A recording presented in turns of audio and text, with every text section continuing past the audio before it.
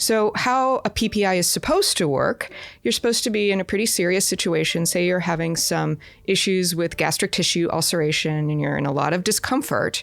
You're supposed to go take the PPI, take it for, 6 weeks, and then stop. Yes. That's where they're really good. They work really well for that because in that time, you're secreting less acid, your stomach tissue can start to regenerate. Good, healthy process, right? Well, that's not how it actually works. You're listening to the Nutrition World Podcast, a show about navigating the intricacies of holistic wellness. We're a natural health food store located in Chattanooga, Tennessee, and we believe that optimal health and peak performance should be accessible to everyone. Hello friends, welcome back to the podcast. On today's episode, we have the pleasure of speaking with Julia Craven. Julia is the VP of Education and Innovation at a company called Enzymedica. And if you're unfamiliar with Enzymedica, well, they're all about enzymes. And Julia's going to break down some problems in one area specifically, and that's acid reflux, heartburn, GERD, whatever you want to call it. It's an issue here. So she's going to tell us why it's an issue, what we can do about it, and then offer some natural solutions that can help along the way. And why the conventional treatment of this is becoming such an issue. That's really one of the most important parts about this conversation. So without any further ado, let's go ahead and jump into this conversation with Ed and Julia Craven. Welcome, Julia, to Nutrition World's podcast. And today is a topic that is probably near and dear and also aggravating to millions of people in this country, and that is heartburn. I know of very few people who have not experienced that, and I want to today, of course, as always, empower people with more knowledge. So welcome to this podcast. Thank you so much for having me. It's just a joy to travel here and be with you. And I love talking about heartburn too, as much as I don't ever want to have to talk about it again. It's such an interesting topic. It is. And again, as people who listen to me often know that, we kind of dig into the broken system of the normal process that goes with our health. And it is certainly exemplary about this path of heartburn, because what people are utilizing is not really healthy for the long run. It may be okay for a short run. And I always talk about what we call functional nutrition or functional medicine. And that means looking into the why of something instead of just the what. It's easy to go to a health professional and they say, oh, you have heartburn. But how many of them ever ask, why do you have heartburn? Let's dig into that. And to me, that's the whole concept of health, especially as we get older, because the third leading cause of death in this country is pharmaceutical drugs that are actually properly prescribed and properly taken. So we have to dig deeper in each of our own lives, I believe, in order to help assist, heal, and manage ourselves without the use of more and more symptomatic treatment drugs. And I talk constantly. I've had an article on nutritionw.com. If you Google that and you put in the word heartburn or GERD, I wrote an article years ago about how this all works. And then secondly, how do we get off of some of these drugs, which are not always easy to do? So let's start with a primer. I mean, I think everybody knows what heartburn is, but maybe explain it like the machinery of how it's happening. Sure, exactly. So as we all know, when we go through the process of digestion, we secrete lots of acid in our stomach, lots of gastric acid. That's a good thing. It is. It's a really good thing. It's not only helping to break down the food so that it's more bioavailable when it gets into in the small and the large intestine. So it's doing that first breakdown work, but it's also what I call the digestive defense system. And what that means is that if you have plenty of stomach acid in a healthy way, then you're able to break down a lot of those pathogens that we swallow with our food. That's something people don't think about, that relationship between stomach acid being really good for not just breaking down food, but also for your immune system. It's a huge part of your immune system. If you don't have enough stomach acid because of some of these medications that you have talked about, now we're dealing with a whole second problem. So when we have this overproduction of stomach acid, which can happen for many, many reasons, maybe it's just a food that you ate, but there's an underlying condition. Sometimes that's a lack of digestive enzymes. There aren't enough enzymes in the system. The body responds in kind and using the only tool it has, which is a lot of acid. So that's where people start to really experience some symptoms. Of course, there's medications that can trigger this as well. And then our favorite little bacteria, H. pylori, is often responsible as a setup for a heartburn situation.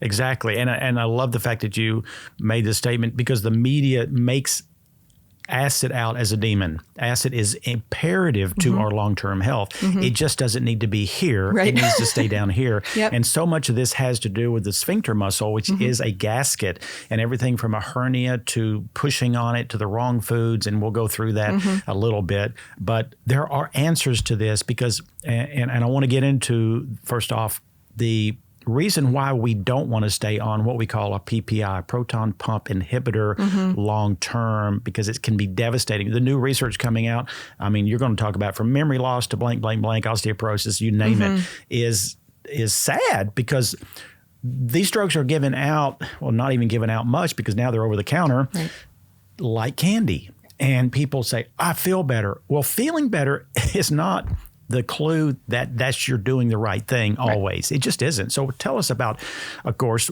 everybody who has heartburn is going to be recommended a drug over the counter. What's going to happen if, to some people, not all, but if they stay on it long term?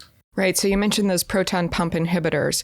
And what those do is they actually shut down the acid production in your stomach. But as you mentioned, we do have proton pumps other places in our bodies, many other places in our bodies, including our brains. And really? I did not know that. Yep. So that's the connection with proton pump inhibitors and Alzheimer's and dementia. That's why some of these proton pump inhibitors have been taken off the market within the last few years because of this connection, which is enormous. So how a PPI is supposed to work, you're supposed to be in a pretty serious situation. Say you're having some issues with gastric tissue ulceration and you're in a lot of discomfort. You're supposed to go take the PPI, take it for, 6 weeks, and then stop. Yes. That's where they're really good. They work really well for that because in that time, you're secreting less acid, your stomach tissue can start to regenerate. Good, healthy process, right? Well, that's not how it actually works. Most people stay on them for an extensive period of time, shutting down their stomach acid long term, really taking an impact on digestion as well. But what happens is eventually they say, well, I don't really want to be on this anymore. I think I'm better. So they stop taking the PPI. And what does the body do? It says, it's time to party. Let's make some stomach acid. Rebound. And you get what's called the rebound effect. And so then we have the person that says, see, I need to be on the PPIs. And they become so hard to get off of unless you know how to stair step down. And stair step, the perfect word. I mean, through just all my decades of experimenting, partially on myself and then listening to so many clients, I kind of have a stair step. And I think all of us in this field have maybe different ideas on that. I do talk about a little bit, again, on nutritionw.com. And we are not treating medical conditions. We're here just to empower people with new ideas and choices and knowledge about things. I mean, I'm blown away by the fact that I'm pretty well read. I did not know PPIs, proton pumps were in the brain. That's so cool. No wonder that we're getting that side effect. Right. And what are a few of the other side effects? I know osteoporosis is going to be humongously, which is already epidemic. And part of the reasons is these daggum PPIs. Yep, it is. And I do want to mention, in addition to PPIs, there's also the things that just neutralize stomach acid. Those things are taken over the counter and people eat like candy. So when we're neutralizing stomach acid, again, we're just shutting down that whole natural system in the body. We're not allowing acid to do its job.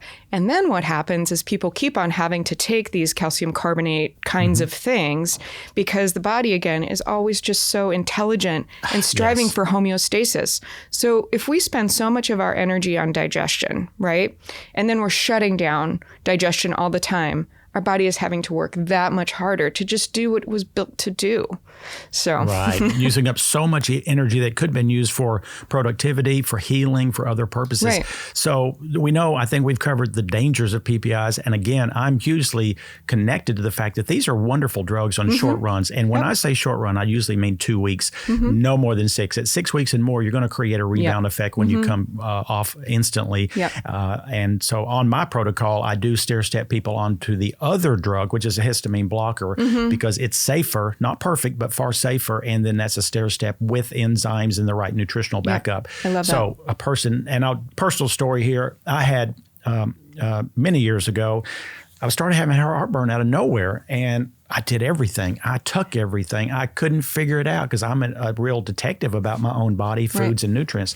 Come to find out, it was because I was bench pressing and letting the bar hit on my chest, and it was pressing the sphincter muscle. And 4 hours later, I was dying. Well, I just didn't connect it till one day it went off. And I said, I tell people, don't let your grandkids step on your belly. Don't do yoga and bend over. And I thought, I'm putting this bench press bar and I'm squeezing my chest because I wanted to do the right kind of maneuver. Right. I hardly ever had heartburn since, That is unless incredible. the strange foods or, lack of sleep and stress will cause it. Absolutely. There's no doubt. Yeah. But 99% of the time it doesn't. But the amount of people who suffer from this, and acid's going to cause damage if it gets That's up the here thing. where it shouldn't be, which is Barrett's esophagus eventually. Yep. Let's start talking about, okay, person has heartburn. They understand the risk of these drugs. They have them on hand in case it's really bad short run. But what's the long-term better thought pattern and solution, perhaps? Well, as you well know, it always starts with diet and lifestyle. Right. I mean, that's the foundation. That's the beginning. If we're not doing that, just don't even take the pills quite yet. Uh-huh. So we're looking at our diet as far as, as always, no matter what kind of healthy diet you're following, as long as it's whole foods. Like, let's just start there with whole foods, real food, get the junk food out and see what happens first. Taking a digestive enzyme to help to make that transition can also be really helpful because a lot of times the body doesn't even know how to digest these foods. And so we're just giving it a little hand. So a nice, mid to lower potency, even digestive enzyme that helps to digest all of the major food groups. So that's where I start people. And then with lifestyle things, let's look at your stress. Let's look at what's going on. Let's look at when you're eating. Are you eating right before bed? Are there situations like what you had with really, too much pressure there? Or is it pregnancy? Or do we need to lose 10 pounds? Like, start with those really basic things. And then another thing is just, I like to have people just go on ahead and get tested for H. pylori. Yes. Because if we can take care of that straight away, now we've really taken care of what one of the foundational issues can be. So we're looking at, just getting the proper kind of testing first. And you're very knowledgeable. You probably have another idea with this as well. But dealing with those foundational lifestyle things first. Chew your food. Let's look at alcohol. NSAID use. Are you using a lot of NSAIDs every day? It's something like 19% of the population is way overdosing themselves on NSAIDs. And those are Advil, Motrin, aspirin, those type of drugs. Yep, absolutely. And so, let's look at that foundational thing first. What do you suggest for people? Well, and that's so wise because, again, just because we're in the world of natural and holistic and more remedies based on nature, we still can fall back into we're treating symptoms and we don't really look deep enough to fix the underlying condition. And that is super, super important. And, of course, we need to know that the foods that weaken the sphincter muscle is chocolate in excess, alcohol, peppermint. In fact, I've had more people than I can count who they would eat a small peppermint candy after dinner and they kept having this heartburn. And when they cut out the small peppermint candy, the heartburn went away. Amazing? Because it's weakening the gasket. What does that do? It allows acid to creep back up a little bit later. Could be 10 minutes. It could be 2 hours. But we just need to look at these things. And of course, sometimes cigarette smoke, hernias. Hernia is one that is a little more frustrating because if it's truly caused by hernias, that's a condition that's like a plumbing condition, and our stuff and drug stuff, they all work somewhat, but they can't super fix it because it might need some other intervention to that. And the H. pylori is wonderful you mentioned that because that's something most people have no clue that they need to be tested for. And in the H. pylori, there are a few natural options, but sometimes you have to do also the pharmaceutical if it doesn't work. Well, as far as enzymes, and I know from my experience, there's a humongous amount of different enzymes. There's a few that I actually could aggravate some people's heartburn. So I'm very picky about actually recommending, but I know like Enzymedica is just their whole company's based in enzymes. From how long has Enzymedica been around? Since 1998. 98. Yep. And I've really respected them because they are always on the front line of innovative products, good research, always have safety as their premise. And so, like, let's just say, okay, person walks in right now and they're asking not for medical treatment, but for, okay, I want to know what would be my steps for my heartburn, and they're not on those drugs. Sure. What do they do? So there's a couple of options here. First, I want to go back to addressing the question about enzymes, and really maybe that doesn't feel so comfortable with heartburn. That is usually because of the enzyme protease, which breaks down proteins. Now, when we're thinking about if there's some damage, some adhesion to the gastric tissue or the stomach tissue, protease is going to go in and actually help to clean it up.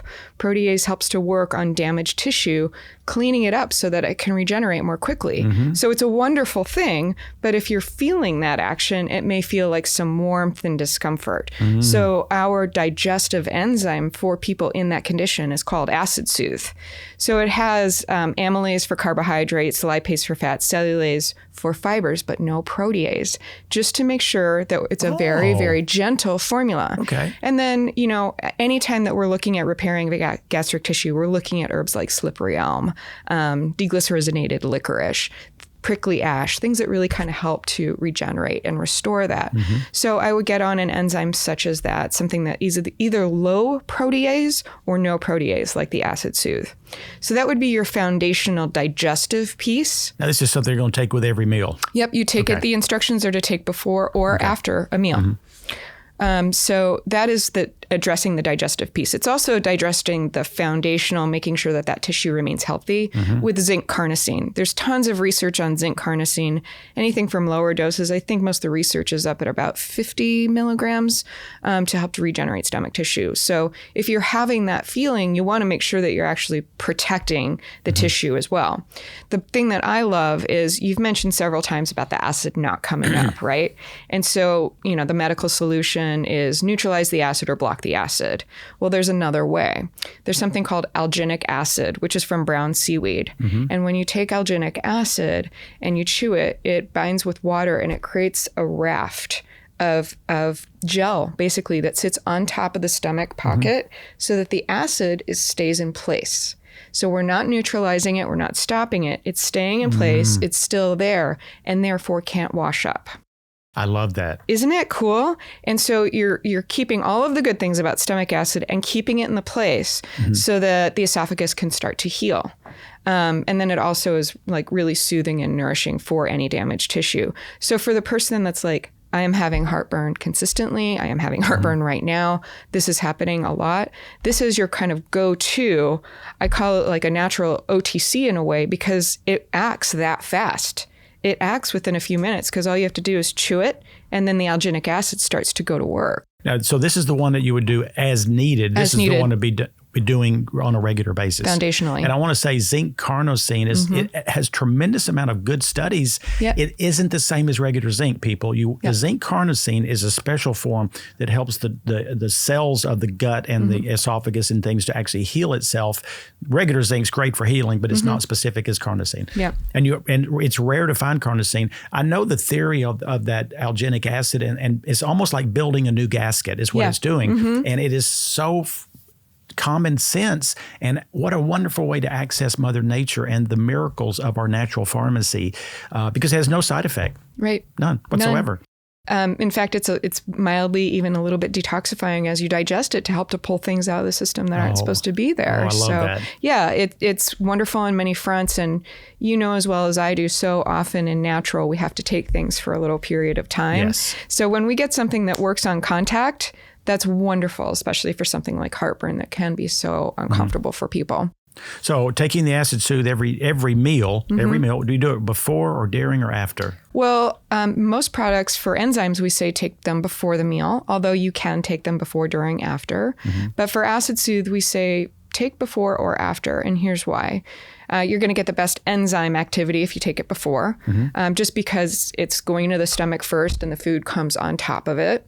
But sometimes if people are very sensitive and they've had this issue for a long time, they have really sensitive stomachs and they will even react to just a pill on an empty stomach. And so we say, let's go slow and gentle, start with the food first, and then you take the product over it. So it's really, we want people to have comfort, because when you have comfort, then you have compliance. Yes. And when you have compliance, now we're starting to feel better. Now, acid soothe, so then with every meal, I know people, and you know this too, there's people with such bad heartburn that water causes them to have problems. So if you're in that state, you have to understand, we're trying to grow a plant in a garden, it's not going to happen over in one single night. We're having to do the regeneration somewhat. And then, of course, the Heartburn Soothe you would do as needed. Let's talk a little bit about DGL. It's one of my most favorite products of my 43-year career. Isn't it amazing? I don't like the taste of licorice, but it is so magical that I don't care. If I have anything going on between the back of my tongue and the bottom of my stomach, DGL has always been one of my go-tos, a chewable one that I like. Yep. But tell us about DGL and why it's different than regular licorice. Sure. So it's called deglycerinated licorice. They've taken a constituent out called glycyrrhizin, which has been found if you consume it in too high of a level can cause heart palpitations, edema, high blood pressure. It's stimulating too much cortisol, that glycyrrhizin. So they figured out how to take that out in about the early 50s. And that's when this process started with going towards DGL versus whole licorice. Whole licorice has been in herbal compendiums the world over, since the beginning of time, Chinese medicine, Ayurveda. But it was always consumed in small amounts. It was always consumed as a tea. And so it was naturally self-limiting.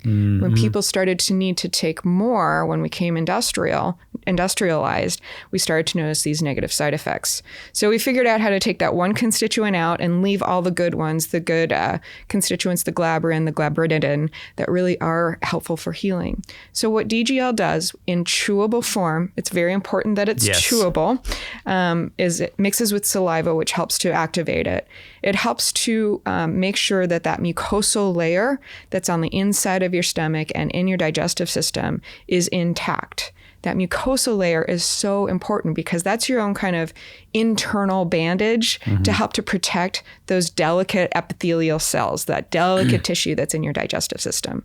That mucosal layer gets worn down when we don't have when our acid is out of balance. When we have too much acid, mucosal layer gets worn down. Then the acid starts to degrade the tissue. That's where we get into trouble. So DGL goes in. It's an herbal Band-Aid in and of itself. It's a little bit mucilaginous, but then it also goes in and it really helps to stimulate those mucoid cells, which then help us to create our own healthy gastrointestinal mucus, which is essential for many things, but especially essential for just supporting our own tissue.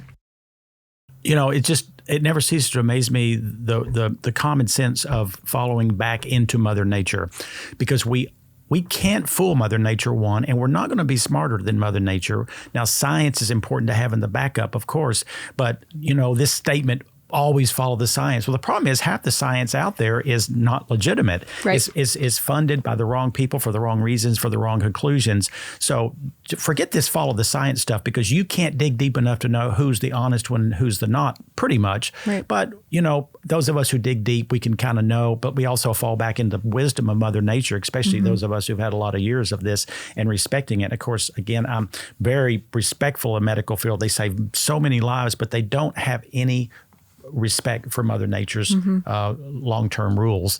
Now, DGL, I recommend it regular licorice, and this is off the path here. I always recommend regular licorice for the probably 3 people a month that come in that have chronic low blood pressure. Chronic low blood pressure is devastating to people's vitality of health. And I'm talking blood pressure that is usually from 90 over 40 and below. And as you mentioned, licorice can raise blood pressure. Well, you know what?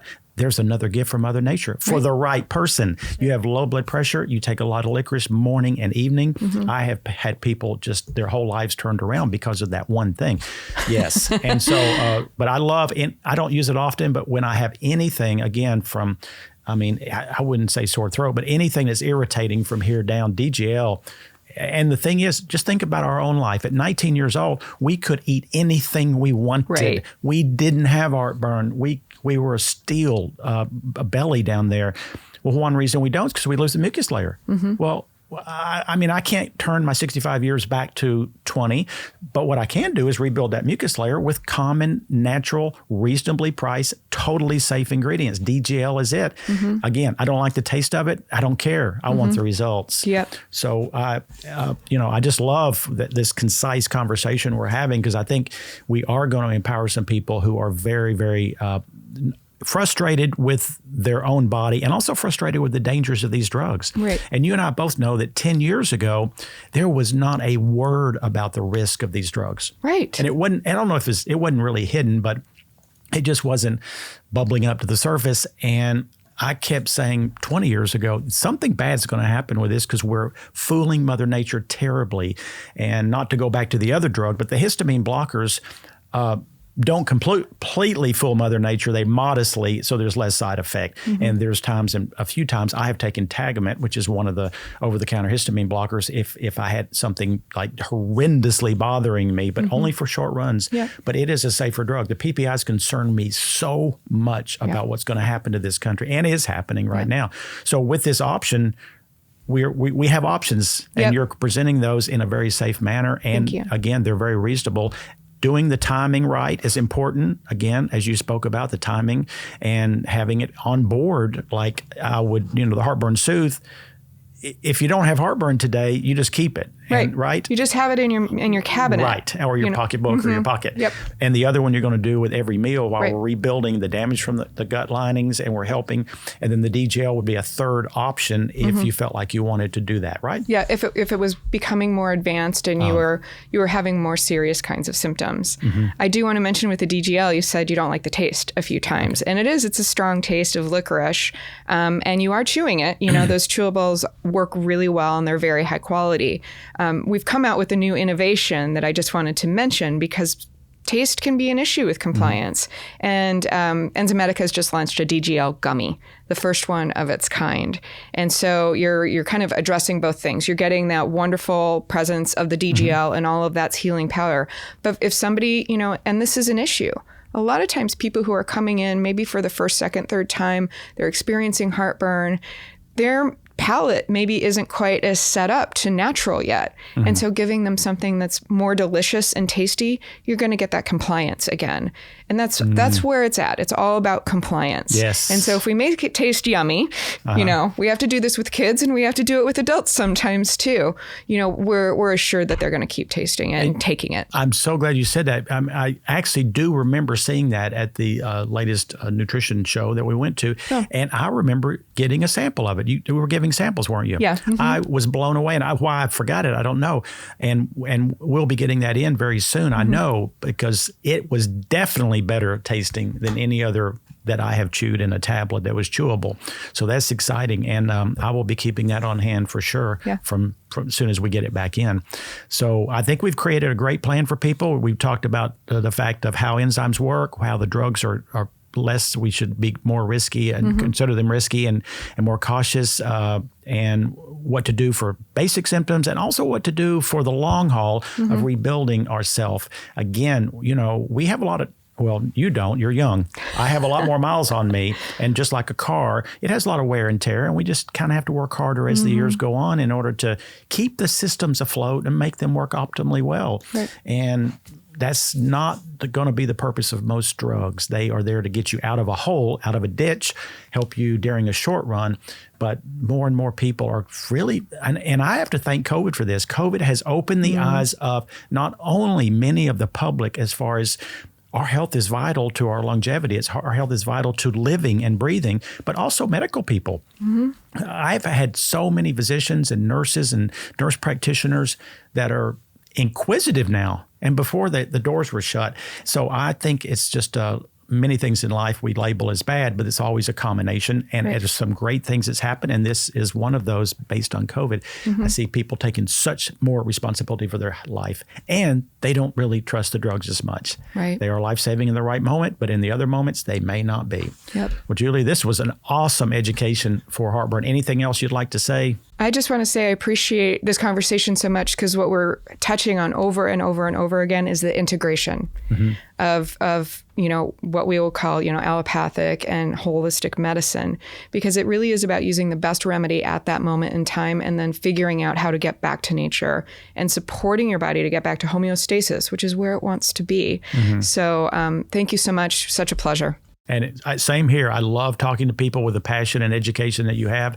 And I'm sure down the road we'll be doing another segment on enzymes, because This is the one on heartburn, but there's a lot of different conversations that can be had about what the ability of natural enzymes can do for people. And again, an enzyme is there to break down something and help us to utilize whatever it's breaking down. And I know there's just all different conversations about, from serious conditions that have nothing to do with heartburn all the way to just being optimally healthy.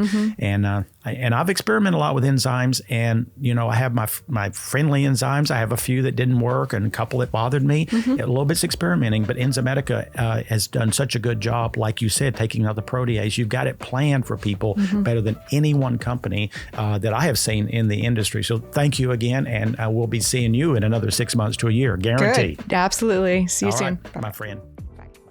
Bye.